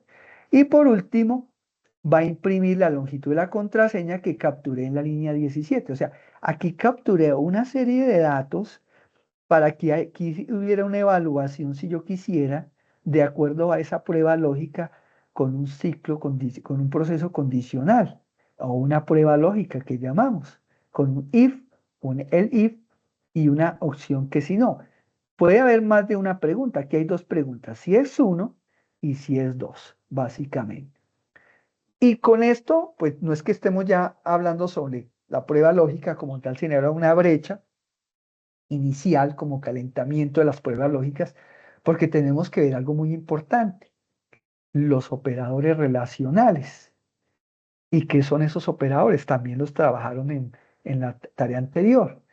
Entonces tenemos como operador relacional el igual, el diferente, el mayor, el menor, el mayor igual, el menor, que son importantes porque en las pruebas lógicas nos van a poder determinar si una decisión se va por acá, si la edad es mayor de 18 haga esto, si es menor haga esto, si es mayor de 18 puede votar en elecciones, si es mayor igual y si no, no puede votar, por ejemplo. Entonces tengo que hacer pruebas lógicas, entonces debo utilizar operadores de este tipo. Por ejemplo, si yo debo igual, si 5 es igual a 5 es verdadero. Una desigualdad, si 5 es diferente de 3 en este caso sí es cierto, me va a salir que true. Y si 5 es mayor que 3 pues me va a irse por el verdadero. Y si 5 es menor que 3 me va a salir que falso, porque esto podrían ser variables. O si 5 es mayor o igual que a 5 va a ser igual que sí. Y si menor o igual que, si 3 es menor o igual que 5 pues efectivamente sí. Aquí vendrían variables. Aquí tengo son datos pues para evidenciar que sí, pero podrían ser variables como se analizó anteriormente. Aquí mirando un código en Python podríamos decir que en la siguiente forma, haciendo una opción de print. Si x es igual a 10, y es igual a 5, y yo hago esta función con formato, le digo printf x es mayor que y le hago la operación acá, sin una prueba lógica, la incluyo aquí directamente desde el print. Le digo x es mayor que pues el resultado va a ser true. Y si le digo que x es igual que aquí me va a decir que es falso, porque 10 no es igual a 5. Y si yo le digo que x es menor o igual que y si yo le digo acá en la salida, x es menor o igual que me va a decir que es falso, porque no es cierto. Cuando yo ejecute este código, pues me va a salir acá, mire, x es mayor que true. X es igual que false. X es menor o igual que false. ¿Por qué? Porque tiene en cuenta acá los datos quemados para la prueba lógica, que podían haber sido datos capturados con un input como los vimos anteriormente. Ahora, aquí tenemos los operadores lógicos. El AND, el OR y el NOT. También puede ocurrir. Lo que ustedes en álgebra por allá hablábamos todos mismos, la conjunción, la disyunción. Por ejemplo, el AND, si yo le digo que 5 es mayor que 3 y 5 es menor que 10, pues me va a dar que true, porque hay un operador lógico aquí intermedio. Tiene que cumplirse en los dos para que se dé verdadero. Ahora, si yo le digo OR, disyunción, si yo le digo que 5 es mayor que 3, OR 5 es mayor que 10, va a ser true. Pero si yo niego, le digo que no 5 es menor que 3, pues eso es, perdón, que no 5 es mayor que 3 y eso es verdadero. Pero como lo niego, pues me va a dar falso. Operadores lógicos, que también se utilizan obviamente en programación. ¿Cómo se utilizan en Python? Miremos el ejemplo. Tenemos que si A es igual que 10 y B es igual que 20, que podían haber sido capturados con el input, no importa. Si yo le digo print con el formato, A es mayor que 5, B es menor que 30, y si yo hago la prueba acá, como les expliqué, dentro del corchete, entonces yo le digo A mayor que 5, B menor que 30, pues va a ser true, y así sucesivamente como hicimos ahorita. Si yo le digo que A es mayor que 15, OR, que no obliga, B es menor que 15, es falso. Y si yo le digo que print not A es igual que B, pues ya lo sabe porque vimos la operación ahorita. Entonces la salida, cuando yo mando la salida de acuerdo a A igual a 10 y B es igual a 20, de acuerdo a esta prueba lógica con los conectores lógicos y relacionales acá, pues la salida va a ser esta. En el primer caso, true, en el segundo, false, y en el tercer caso, true, de acuerdo a los datos capturados y a la explicación anterior. Fíjense que hay que tener claro esos operadores lógicos y relacionales.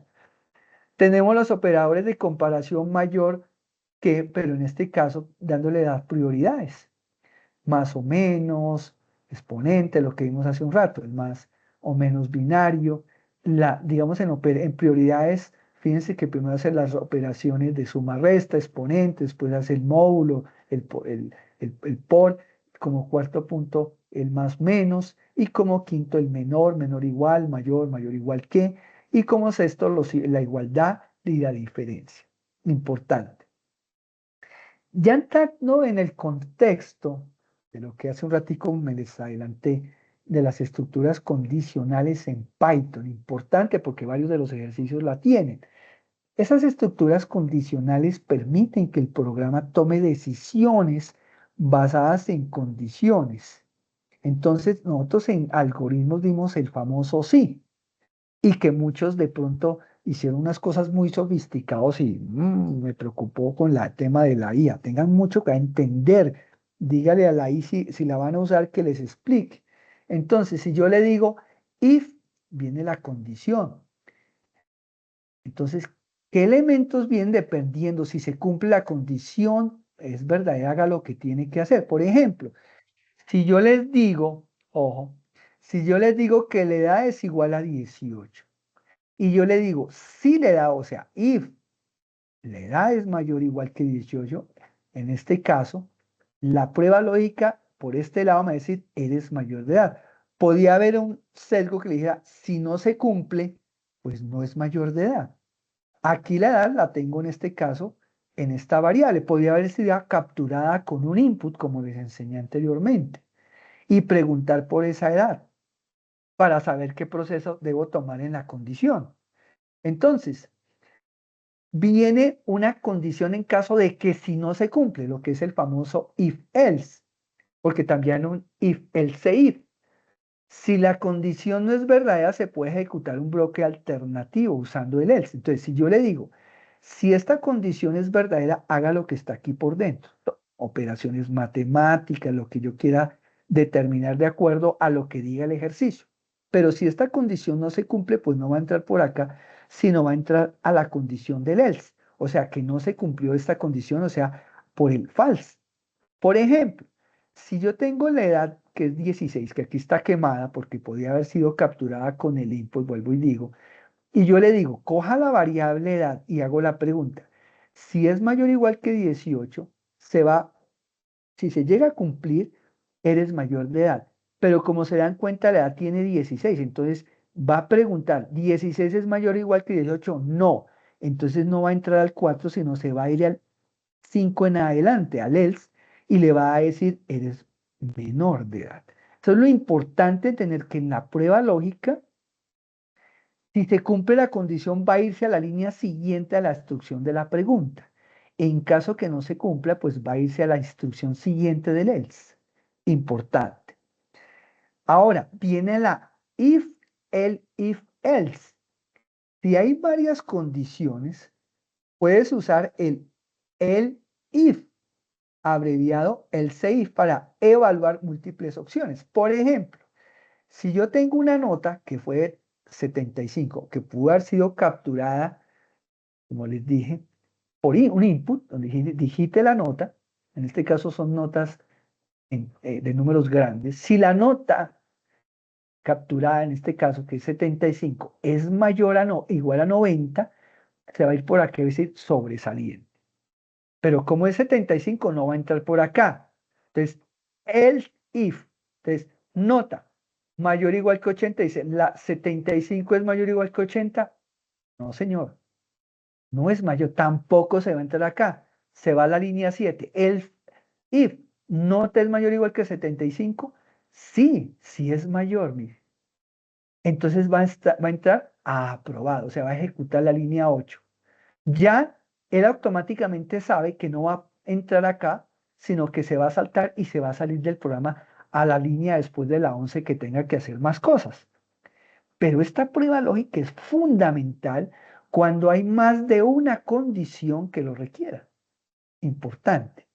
Lo importante es tener claro que la variable, el dato capturado, va a determinar si se entra por el if inicial, por la siguiente pregunta o por la siguiente, y terminando con la última opción que es el else, de que si ninguna de estas se cumple, va a entrar en algo que se llama suspenso, porque no se sabe si es sobresaliente, notable o aprobado. O le va a salir aquí, ustedes van a escribir un mensaje, no es ninguna de las anteriores. A ver qué pasó. Muy bien. Entonces, aquí podemos probar cosas, por ejemplo, como esta. Si yo le digo var es igual a 0 y var es igual a 0, pues me va a dar true. Cosas fundamentales que uno pueda probar con las pruebas lógicas de esta forma. Las opciones de desigualdad, por ejemplo, var diferente de 0. En el primer caso, si la variable es 0, pues me va a decir que no es diferente sin igual y me va a dar falso.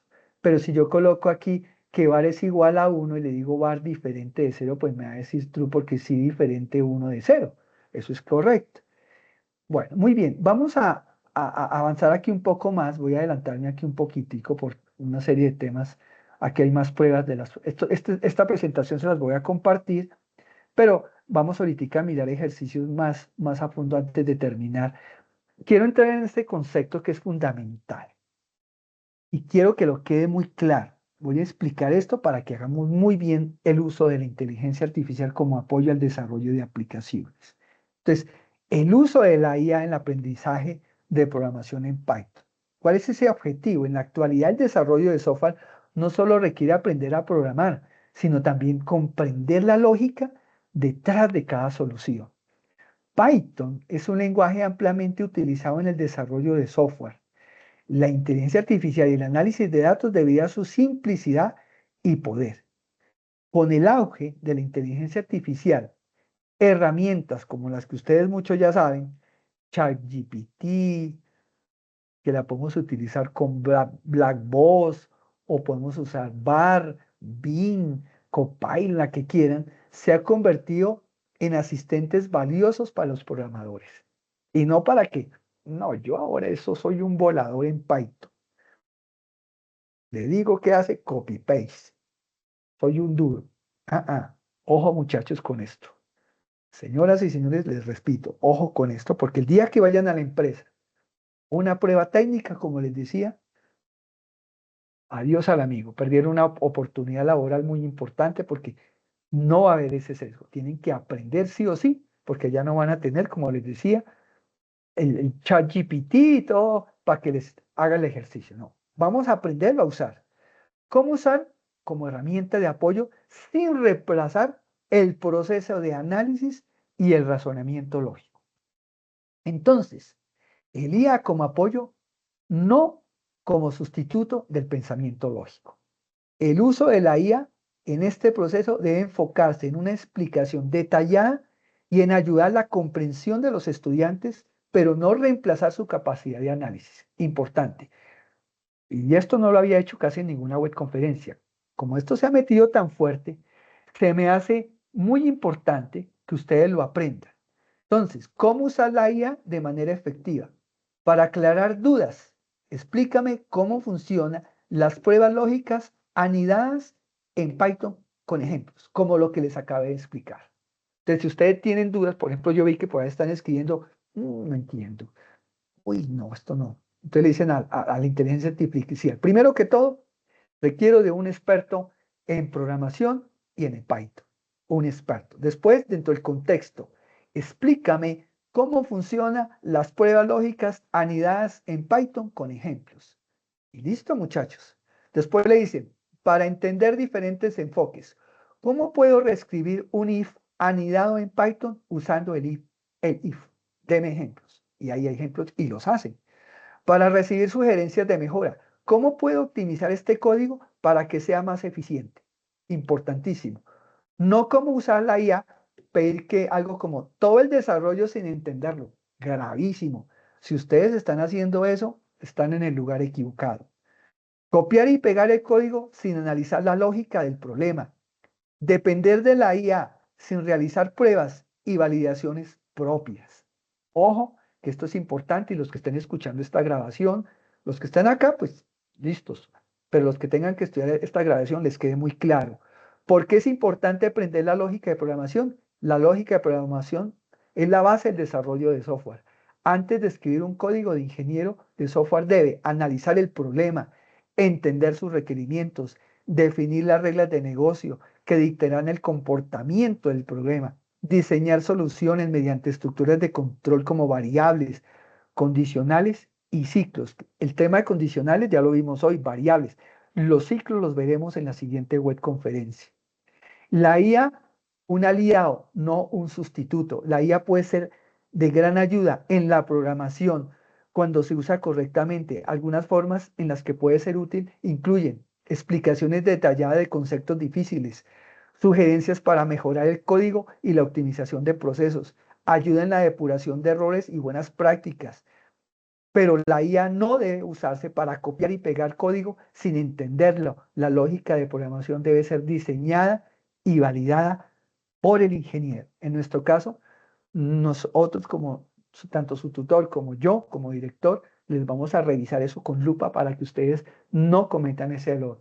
A lo largo de este proceso aprenderemos conceptos fundamentales de Python como la IA puede ayudarnos a entender mejor estos temas, incluyendo variables, constantes, cómo almacenar y manipular los datos, desarrollo secuencial, cómo ejecutar instrucciones en orden lógico, captura de datos, lo que vimos hoy, cómo se captura el input, cómo interactuar con el usuario y recibir entradas, o sea, todo lo que les expliqué de los input con la parte documental que capture, deme el nombre, deme el edad, cómo imprimir las salidas de los datos, cómo les imprimí con el print, cómo mostrar los resultados, las pruebas lógicas simples, como les expliqué, las sanidades, cómo tomar decisiones dentro de la lógica, las listas y las tuplas, que son ya dentro de la web conferencia las tareas 4, que es la que sigue, y las funciones en Python, que también vamos a ver cómo se utilizan, que son temas muy importantes. Antes de empezar a programar, debemos reflexionar sobre el siguiente: ¿por qué es importante diseñar la lógica del código antes de programar? ¿Cómo crees que la IA puede ayudarte a entender mejor la programación? ¿Qué estrategias puedes usar para asegurar que realmente comprendes el código que escribes? Explicación clara de los prompts. ¿Por qué es un prompt y por qué es importante? El prompt es las instrucciones o preguntas que le damos a ChatGPT para entender. La calidad de la respuesta depende de qué tan claro y detallado sea el prompt. ¿Cómo crear un buen prompt para aprender Python? Para aprovechar la IA en programación es importante formular preguntas adecuadas. Un buen prompt debe ser específico, contextualizado, explicado, orientado. No solo preguntar, explícame Python, sino indicar qué conceptos en particular quiere entender, conceptualizado. Si estás trabajando en condicionales, menciona ese contexto en la pregunta. Ejemplificado. Si es posible, agrega un pequeño fragmento de código para que la IA lo analice. Orientado al aprendizaje, en lugar de pedir el código completo, pedir explicaciones o guías paso a paso, muchachos. Importante. Ejemplos de prompts utilizados para aprender Python con IA. Aprender sobre variables y constantes. Por ejemplo, algo mal hecho. ¿Qué es una variable en Python? Un buen prompt, explícame qué es una variable en Python con ejemplos prácticos de diferentes tipos de datos como enteros, cadenas, listas. Comprender el desarrollo secuencial. Un mal prompt, deme un ejemplo de código Python. Un buen prompt, explícame cómo funciona el desarrollo secuencial en Python con un ejemplo paso a paso, donde primero se capturen los datos, luego se procesen y finalmente se impriman los resultados. Por ejemplo, captúrame e impresión de datos. Un mal prompt, cómo se usa el input y el print.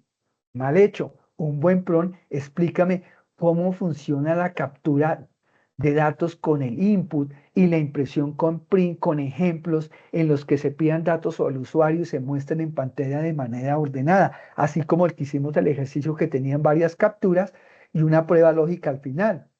Otro, entender pruebas lógicas simples y anidadas. Un mal prompt, escribe un código con un if en Python. Un buen prompt, explícame cómo funcionan las pruebas lógicas anidadas en Python con un ejemplo en el que se clasifique la edad de una persona, por ejemplo, un niño, un adolescente, un adulto y un adulto mayor. Qué buen prompt, porque les va a explicar más que una simple pregunta. Entonces, todas estas cositas que les estoy explicando es importante para que las tengan claras. Explícame claramente diferencia entre una variable, una constante, deme ejemplos, etcétera. Entonces, es fundamental esto. Muy bien. Para terminar la web del día de hoy, vamos a mirar los ejercicios. Por ejemplo, aquí yo tengo el de print.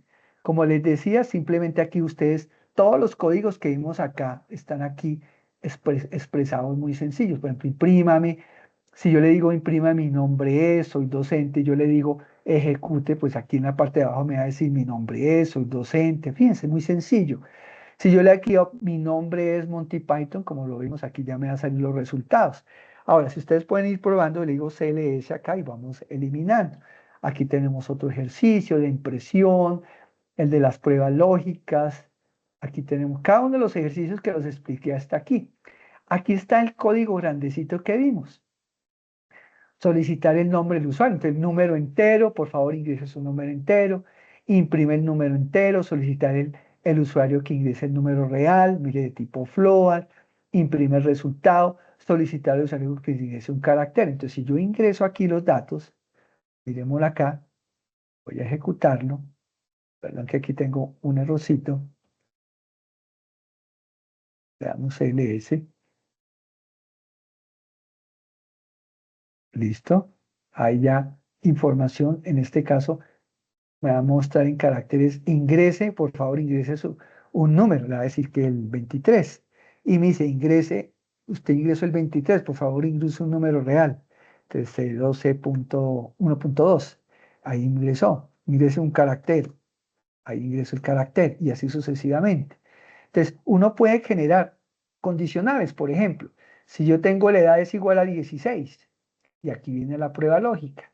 Entonces, miremos, fíjense que ustedes van creando su código línea a línea de acuerdo a los ejercicios. Entonces, aquí me dice, de acuerdo al ejercicio, edad es igual a 16, captura edad, edad es mayor o igual que 18. Como yo capturé 16, mira que aquí en la parte de abajo me dice, eres menor de edad porque él hizo la prueba lógica. Fíjense que es muy sencillo entender los elementos.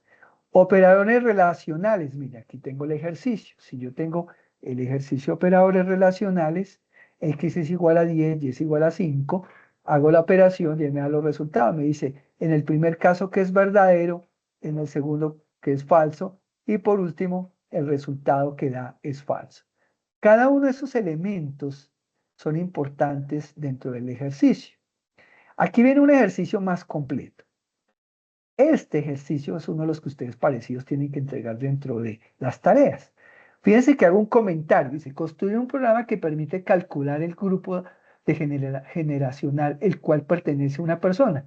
Para esto debe solicitar la edad, dependiendo del rango de edades, mostrar qué grupo pertenece a sí. Tiene la tabla. No sé quién le toca este ejercicio, se lo vamos a hacer. Edad es grupo generacional. Menor o igual a 12 años, un niño. De 13 a 17, adolescente. De 18 a 34, joven. De 35 a 63, adulto. Más de 35, adulto mayor. ¿Cómo viene el ejercicio paso a paso? Lo primero, hay que declarar la variable para la edad. Entonces, mire, yo declaré aquí la variable. Entonces, yo le digo, edad es igual, de tipo entero, porque la edad es un tipo entero. Abro paréntesis, input, ingrese la edad de la persona, que yo voy a mostrar en pantalla el texto para que aquí en la variable quede la edad. Como yo ya la capturé, vengo y hago las pruebas lógicas de acuerdo a la tabla que ustedes van a encontrar en el grupo de ejercicios seleccionados. Entonces, si la edad es mayor o igual que 1 y la edad es menor o igual que 12, la primera pregunta, mire, aquí dice, por eso digo, ¿qué me dan unas edades en una tabla? Entonces viene la primera pregunta. Dice, edad mayor o igual a 12 es un niño. Igual, repito, menor que 0 e igual a 12 años. Pero cuando dice igual, quiere decir que hasta ese límite llena. Entonces, edad es mayor que 1, mayor o igual que 1, y menor que 2. Es un rango para que sea al grupo de los niños. Entonces hago la pregunta de esta forma, con un conector lógico y relacional. Edad mayor o igual que 1, and edad menor o igual que 2. ¿Qué imprime? Niño. Pero resulta que viene la siguiente prueba lógica. Si esto no se cumple, la siguiente edad mayor o igual que 12 es mayor o igual que 13 y la edad menor o igual que 17, que es lo que está aquí en la línea 7, en el comentario. Entonces, si está dentro de ese grupo, pues va a ser un adolescente.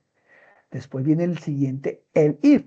Si la edad es mayor o igual que 18, que es la que sigue después de 17, y de edad menor igual que 34, perdón, pertenece al grupo de los jóvenes. Después de 35 dice, mayor o igual que 35, coge ese rango de edades. Y viene edad menor o igual que 63, pertenece al grupo del adulto. Si no, si la edad es mayor que 63, pertenece al grupo de adulto mayor.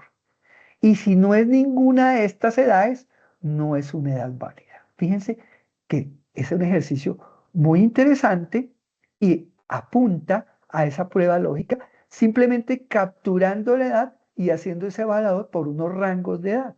Si yo ejecuto este código, mire, me dice ingrese la edad de la persona. Entonces, si yo le digo que la edad es 45, él automáticamente me dice que es un adulto. Si vuelvo y le ejecuta y le digo que la edad, por ejemplo, es de 67, va a decir que es un adulto mayor. Perfecto, está funcionando muy bien el código. Y si le digo que la edad es de 5, me va a decir que es un niño. Quiere decir que mis pruebas lógicas están funcionando bien. Esto es lo que yo califico en los ejercicios, junto con nuestro ingeniero compañero, en este caso para poderlo trabajar. Entonces el ingeniero Alexander va a decir, oiga, yo voy a hacer prueba lógica a cada uno de estos. Mire el ejercicio de temperaturas para terminar. Otro de los que tienen que hacer. Fíjense tan sencillo. Como la temperatura es de tipo Floyd, ingrese la temperatura, mire, la variable TEM 1, TEM 2, TEM 3, TEM 4. Temperatura 1, 3, 4 y 5. Cojo las temperaturas, ojo, y aquí las llevo, bueno, esta es una forma de hacer, ¿no? Es un ejercicio ya más avanzado, temperatura con unas tuplas, y cojo esas temperaturas, ¿sí? Aquí las tengo. Calcular el promedio, cojo las temperaturas, aquí las toma de esta forma, yo las podía haber sumado, temperatura 1 más la temperatura 2 más 3, ¿sí? Pero yo lo hago con medio de una tupla que se llama suma temperaturas, para que coja todo esto y lo sume. Y le digo, para sacar el promedio, cojo la longitud de la temperatura, que son ¿cuántas temperaturas? Son 5. Esta función len lo que hace es sacar el promedio, digamos la cantidad de temperatura, longitud de temperaturas, que son 5 temperaturas, y la divido, en este caso, por esa suma. Entonces, en el promedio, que hay muchas formas de hacerlo, le digo que el promedio de las temperaturas de los 5 días es este. Aquí el 2F, para que automáticamente manejen los elementos decimales y demás en grados, le digo, vamos a verificar las temperaturas de acuerdo al ejercicio, verificar el clima según el promedio de las temperaturas. Si el promedio es mayor o igual que 22 de acuerdo al ejercicio, el clima es cálido. En caso que no, el clima es frío. Entonces, yo la ejecuto. Miremos acá, perdón, vamos a borrar acá. Voy a abrir una nueva terminal para que tengamos claridad y nos funcione bien el ejercicio. Capture, perdón, aquí el ejercicio, estoy haciendo algo mal acá. Ejecutémoslo. Entonces, ingresa la temperatura del día 1. Entonces, 23, del día 2, 12, del día 6 grados, del día 4, 30 grados, del día 5, 15 grados. Él suma las temperaturas y me dice, el promedio de la temperatura en los últimos días de 17.20 grados, el clima es frío porque se fue por el promedio y cumplió la prueba lógica que está haciendo basado en el promedio de las temperaturas. Fíjense que es tan interesante. Aquí tendríamos otro también, ya, bueno, este fue el que ya hicimos, miremos este. Este es el de las notas, rápidamente. Yo puedo capturar nota definitiva. Floa, ingrese la nota definitiva del alumno. Entonces, si la nota está en menor o igual que 3, no aprueba el curso. Si la nota es igual a 3, aprueba el curso, pero con un desempeño regular. Si la nota es menor y 4.5, aprueba el curso, pero con un desempeño bueno. Y así sucesivamente. Pero si no es ninguna de las anteriores, aprueba el curso con un desempeño superior. Fíjense que son ejercicios muy sencillos, pero mire que se captura con el input y como son datos con punto decimal, que son notas de 3.5, lo que yo tengo que definir la entrada de tipo float. Entonces, esto es importante. Muy bien. Con esto hemos terminado esta explicación. Fíjense que son muchos temas, muchas cositas. Es un código interesante trabajar en Python.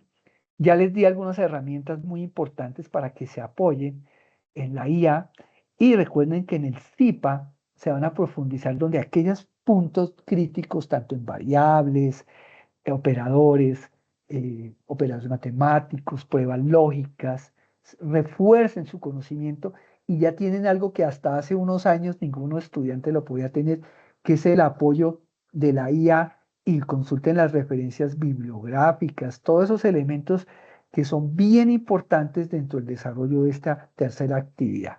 Vamos a dar unos minuticos, unos 5 minutos, si tienen preguntas los que están en sala, los que vayan a ver la grabación, pues lo pueden hacer por el Teams, puntuales preguntas, y si no, pues hagan el checklist para con el ingeniero Alexander en el próximo CIPA, la pueden resolver. Entonces es importante que hagamos ese tipo de análisis. Entonces los que tengan alguna duda levantan la mano, por favor. Con mucho gusto estoy atento a las respuestas para puntualmente responderlas. Como les decía, si son preguntas ya muy de índole, pues me le contactan a partir de lunes por Teams. Entonces los escucho. O todo está claro. Yo sé que a la vez que hay muchas cosas claras, sé que hay muchas cosas que tienen vacíos. Es normal, no se preocupen, es normal, están aprendiendo. Y los que saben mucho, pues hacer las cosas. Entonces los escucho, no hay ninguna pregunta, no veo ninguna mano levantada. Claro, de la actividad, de la tarea. Está Juan Carlos, Jaime, Juan Esteban, Cristian, Brian, Gustavo, Keilia, Omaira, Juan Manuel, Henry. A ver, Juan Camilo, lo escuchamos. Juan Camilo Ortiz. Vamos, Hola, buenos días. Bueno, cuénteme, al Juan Camilo. principio, gracias, tutor. Al principio de la conferencia tú mencionabas, bueno, qué pena, no pregunté, ¿me escuchan bien? Sí, yo lo escucho bien, sí, señor. Vale. Al principio de la conferencia, dentro de la parte conceptual, tú mencionabas algo de una semántica dinámica. ¿A qué Sí. hace referencia esa partecita, tutor? Como usted, acuérdese cuando vimos algoritmos. Sí, En algoritmos uno construye de acuerdo a unos términos, por ejemplo, lea, calcule, imprima, pruebe, si hago una prueba lógica, genere un ciclo. Esa semántica dinámica hace referencia a ello. Cada vez que uno crea un código, uno va construyendo un conocimiento basado a unos enunciados de unos requerimientos. Algunos le llaman reglas de negocio. Entonces uno, a partir de unas reglas de negocio, uno crea una semántica que dentro de la programación usted va construyendo. Si usted va a hacer una serie de procesos, por ejemplo, usted va a hacer el cálculo del IVA, pues debe haber una semántica en las cuales usted diga, bueno, si yo voy a hacer una facturación, yo tengo que tener una serie de elementos para poder construir la facturación. Entonces yo tengo que tener claro que tengo que definir unas variables, tengo que hacer una lectura de unos datos, tengo que una vez leído esos datos hacer unas operaciones y si yo voy a calcular el IVA de ciertos procesos, pues de pronto tengo que hacer unas pruebas lógicas. Entonces, ese dinamismo lógico lo va haciendo pues la medida en cómo usted va entendiendo los ejercicios y se va involucrando dentro del código para entender que en la sintaxis usted va construyendo el conocimiento de un programa basado en toda la semántica que usted va aprendiendo y esa sintaxis de programación. A eso se refiere.